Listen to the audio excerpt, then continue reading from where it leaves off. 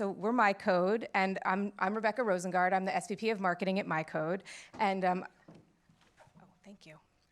I'm so happy to be joined by my friends and colleagues here, Gemily Castro, our VP of Strategy from Remezcla, and Denisha Lomax from Digitas. Next slide, please. And we can go through to the one after that. Oh, I have the slide now. Oh my goodness, I have the power, thank you. So before we jump into our panel, I want to tell you a little bit about MyCode. My guess is that some of you in this room have heard of us before. Some of you have worked with us before. And for some of you, we may be a new name. So who are we? We've been around since 2015. And since 2015, MyCode has been striving to change the face of media and marketing so that everybody is accurately and authentically represented. How do we do that?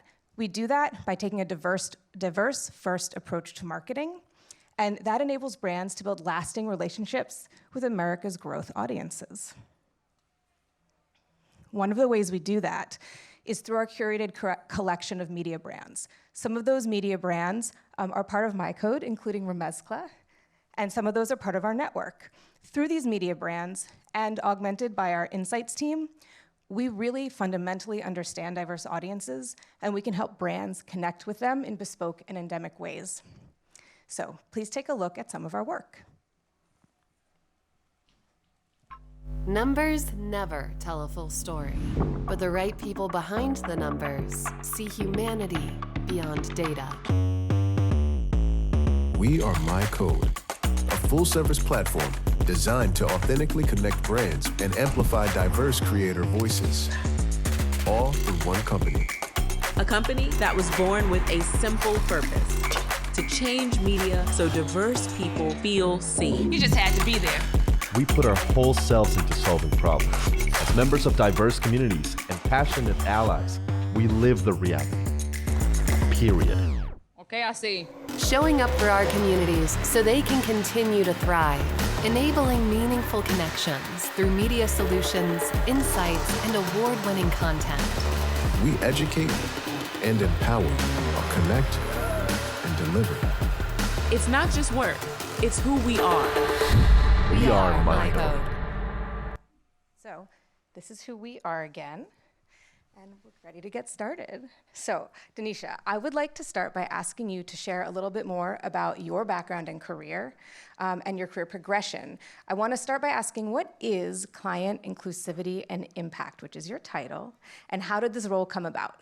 Yes, thank you so much for that question. So it is a role that I made up for myself, but I will walk you through the journey of how and the why I made it up. So I've been in the advertising industry for about 16, 17 years, got my start in all things digital, programmatic, and when social kind of came about, I was like, yes, I want to do that.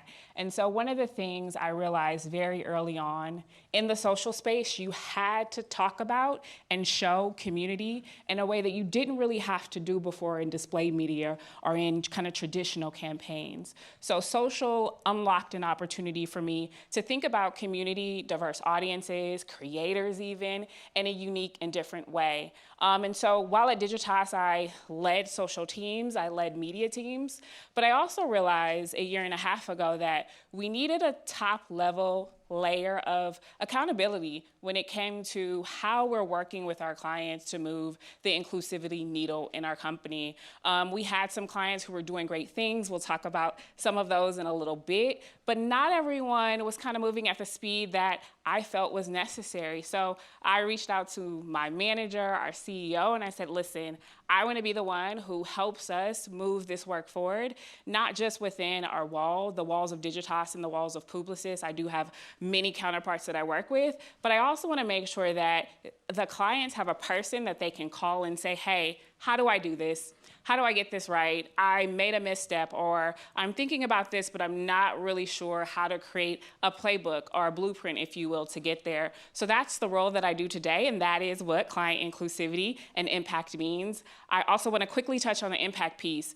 The impact for me and for our agency is really focused on the community. How do the audiences that we are trying to engage possibly re-engage, because there may have been a lapse in engagement from a particular brand to a particular audience audience. So how do they actually feel about the work we're doing? So we're doing some cool measurement and ways to kind of get that community understanding and feel, whether through social listening or other places, but the impact, again, really leans on the community. So bringing together client experiences, client work, media campaigns, and really making sure that the communities we reach feel good about what we're doing. I love that. I love that people know they can come to you. And I love that that means also there's someone accountable for pushing things forward. Because I think in this area of inclusion, diversity, it also extends to other things like sustainability, social impact. It's so easy to know it's something you should do, but not know how to do it. So thank you for stepping up and being the leader there. Thank you. Thank you. Gemily, I want to ask you a similar question. Sure. On your LinkedIn, you describe yourself as culture obsessed and a DE&I consumer advocate. So what does that mean to you? And how has that obsession led you through your career and to Remezcla? This is going to be a bit of a therapy session then. That's okay. Love that. We love a little therapy session. Culture obsessed in the sense that I'm really a fan. I'm really a fan of just living through culture, seeing culture, how it evolves, kind of understanding people and how they shape culture and vice versa. I think it's just one of the things that I enjoy absorbing daily, and not just the Latina culture what I'm part of, but just every single culture. I like that exposure, that experience. And so, yeah, I've called myself a little culture obsessed. I think I bring culture to every conversation as a strategy lead with clients, because I think it is important for clients to understand what culture is and how they affect it as well, and how they can be a part of it and actually push it forward in the right ways. And so the other part of being D&I advocate is, before I joined Remezcla, I was part of what, quote unquote, are general market agencies. And so in that world, I find myself in rooms where my voice and my advocacy really mattered, because it wasn't a diversity agency, it was a general market agency. And oftentimes I had to be extremely vocal about the fact that diversity is just the majority of people now. It's going to be our future. It is important. You can't designate it as a side project or a nice to have, or like determine a very small percentage of the budget to go towards that. It was important to think about it through all of your activations as a brand. And so in every room, I became that person that kind of talked about diversity and how we need to be inclusive and equitable in everything we did. So yeah. Well, thank you for being that voice and for bringing the fire and the passion of being culture obsessed. I think there's a lot of information out there. There's a lot going on. It's always nice to know, who can show me the new hotness. So thank you for that. I think I influenced you guys a lot in the back room. Yeah, I think you did. So our session today, it's all about diverse marketing and moving from intention to action. The reason we're here on stage together is because Remezcla and Sephora, a Digitas client, have a great history of working together to reach Hispanic consumers. So Denisha, can you share the history behind the Sephora and Remezcla partnership for us? Yes, I would love to. So for those who don't know, Sephora has a mission to be the most inclusive beauty retailer in the world. And with that mission and drive to action, that does mean really building unique and bespoke partnerships with partners like Remezcla to really make sure that we are thinking culture first, giving the audiences what they're asking for and what they need. But our relationship started many moons ago, and quite frankly, it started in a little bit of a test and learn, if you will, opportunity where we started to really have traditional kind of standard display campaigns running on the platform. We did a lot of high impact units to really make sure our product launches had the visibility that they needed across the platform. But every year we increased our investment and we really tried to make sure that our campaigns were doing something new and unique. We're actually, I don't know if I should get into this now, but I'll jump into it. We're actually going to be partnering with Remezcla to launch their beauty vertical. The beauty vertical and beauty content, beauty creative has been a part of Remezcla since the beginning, and something the brand really prides itself on, putting content out there. But Sephora said, you know what, we're actually going to come together and partner with you and launch this new thing. So please be on the lookout for our launch coming up in March. But we're really excited about diving deeper into the integrations of Latinx culture, Latinx beauty, and what that actually means across cultures and across communities. So you will see things from the Afro-Latina community. You will see things from the queer community. We're really, really making sure that the beauty message is as diverse and comprehensive and holistic as possible. So I'm truly thrilled and excited to be a conduit in facilitating the partnership that Sephora is doing with Remezcla. I'm excited as well. Remezcla, for all of you that don't know the brand, feel free to go in there. It actually means remix in Spanish, so now you know a little bit of Spanish. But yeah, we are culturally ingrained in what Latina is, in what Latino culture is. And so we are very well known for coverage of music, fashion, sports, and beauty, but we've never had a commitment and a full vertical on the importance of beauty for the community. And so we're really excited that we're expanding to that and happy to have Sephora as a partner.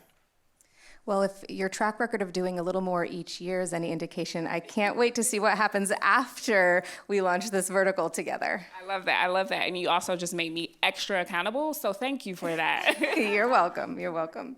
So clearly, we believe Sephora is a success story, and we're also so glad that you're coming back to work with us. But I also want to address some of the misconceptions that some clients have about multicultural marketing. I'm sure we all have heard them, if not said them ourselves. Let's be honest. So what the industry is experiencing right now is that while many brands understand this business imperative to reach diverse audiences, which are such a growing part of our demographic, and I love how you used air quotes around general market, because what does that mean anymore? Yeah.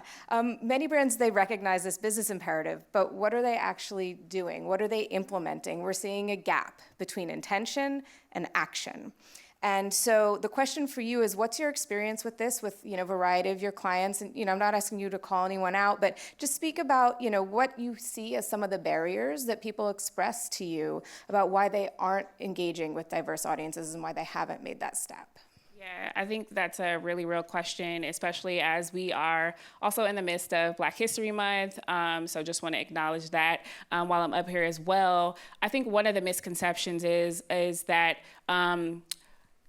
there's no scale in the multicultural, if you will, inclusive marketing space. And I think we are doing a lot of work to dispel that myth, because there are partners like MyCode who represent so many different platforms and publishers within your consortium within your remit, if you will. But that is still a myth that sometimes we have to dispel, and we can show that actually through ANA and AIM data, there are over 5,000 diverse owned and targeted media platforms and publishers out there. So we are still bringing in the newness of the platforms. I think that's one. I think two, sometimes brands have started to engage multicultural audiences and consumers in the space, and sometimes they've taken a step back. So once you do take that step back, we are often asking the question of, what does repair look like? So how do we restart building our relationship with some of these audiences? And that does take a lot of intention. That does take a lot of thought and care, because yes, our brands are all within the agencies. We are all trying to sell products and really move sales for our different brands and communities. But how can you be thoughtful and super purposeful? We had a debate in the back about what is a purpose-driven brand. We can talk about that later. But you do have to have intention. And so what does that journey look like, not just during, again, Heritage Months, but what does it actually look like for the entire year? There can be pulse-up moments around, again, certain different cultural moments or heritage moments, but you need to have an intention that goes beyond just a couple of weeks. So having a lot of conversations with brands around that. And the last thing I'll say quickly is that MyCode and partners like them, they can actually reach audiences, again, for the entire year. And when it comes to general market, we do need to be considering partners like MyCode to service an entire business. Again, not just for Black audiences, queer audiences, Latina audiences, but how can they actually reach the entire spectrum of marketing that brands should be taking note of? And I think that's the biggest one we're really trying to get ahead of. Yeah, and if I can add something to that, because it's true, it takes intention, it takes follow through, and going beyond Black History Month, going beyond Hispanic Heritage Month, which is oftentimes when our phones will be ringing like crazy at Remezcla to try to do something during that month, because, and again, I think pushing the idea of it has to be holistic, it has to be always on, you have to talk to the community regularly, you can't just show up and then leave. I think also, it takes partners like Remezcla, like My Code, and like you as an advocate within Digitas that really push for that involvement from a brand. Like, if you are hesitating, if your brands are hesitating, as you know, as agencies, understand that the right people can guide you in the right way. A lot of brands will be afraid because of backlash, because of doing it wrong, because of potentially making a misstep with an audience, and so they actually hold back. I say find the right people like My Code, like Remezcla, like people like Tanisha, to actually guide you in the right way of doing it, because it is not just a press go and it works. You have to be intentional and you have to understand the community in order to do it right. I love all of that, obviously. That's why we at MyCode talk about taking a diverse first approach, an approach where you center the community that you want to reach, where you speak to them about the things that matter, where you reflect them in the creative and in the moments that you're showing up, and that you help that community understand that they matter to you and that they are a vital part of your brand. So yeah, I know it's scary to think about making a mistake, but I mean, that's how we grow. We try new things. Yeah, we're human. Yeah. And sometimes you may have to openly say, this is what we did, but that's part of the process. And then you learn. Totally. So I want to roll it back for a moment and ask a more foundational question. When it comes to multicultural marketing, what are your clients and partners looking for in the terms of KPIs? How do they want to measure what we're doing, and what does success feel like? Yeah, this is a really good question, because I still think we're having a lot of conversations in the industry around measurement. And I think, again, taking a step back and really thinking about what is your purpose for the particular campaign. And let's just say this is a new engagement that you're doing with new audiences. Well, that should really be grounded in awareness and consideration. And so that they can start to believe that you are a brand that is more interested in building relationships with diverse consumers. So I think starting there is great. I think we are also starting to see a shift in brands wanting to understand what ROAS and more sales-driven metrics look like with these communities. And, you know, we are starting to develop measurement opportunities and pilots that allow them to test that and understand that. But again, it can't just be one or the other. I think there's a nice meet in the middle, because we know that studies after studies have been shared that once you really show diverse communities that you care about economic investment and you're investing in partners like a Remezcla and a MyCode, they will spend with their dollars with you. And so again, it's just that constant reminder that that does happen, and we can measure all the way to sales. Yes, I love measurement. And we do lots of fun, splashy, exciting, and experiential things with Remezcla and all of our brands, but we also have to measure them. And we want, you know, partners who are working with MyCode to understand that multicultural marketing gets results. And multicultural marketing isn't just a vanity piece and something, you know, that you can celebrate and put up on the list of wins. We want it there too, but it matters because it's good for your brand. Can I add just one more thing quickly? We were also talking in the back around this idea of cultural impact from an experience perspective. And so that is one new layer that we are thinking about constantly adding in, whether you're surveying people who come to your experience to better understand how they felt when they were there. But that's just another element that I think from a cultural obsessed perspective, people are asking for. So diverse audiences love that. So trying to see more of that in the work that we do as well. Lovely. Now, I want us to give a chance to sort of spread the flowers around and ask who else is doing multicultural marketing great when it comes to accurate, authentic portrayals of diverse audiences. Gemily, would you start for us? This is an interesting one. I actually think Sephora has done great work in the past with diversity, not just in their messaging, but they've brought it all the way down to the experience of the store, because you walk in and you see it represented in their folks there. And so I've always thought of Sephora, not just because we work together, but it's an honest opinion. And there's several other brands that really understand consumers and communities of color, Black and brown communities, and speak to them in ways that are beyond. Like I'm a big proponent of going beyond language. I think for Latina consumers, everybody immediately kind of defaults to, oh, let's put it in Spanish and it'll work.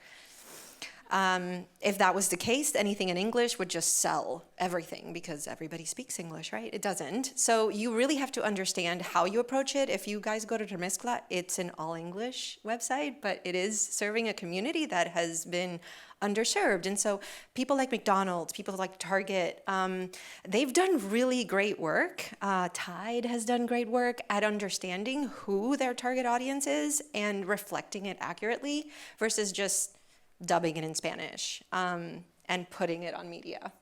And so those big brands, I think, have honestly been smart about their approaches.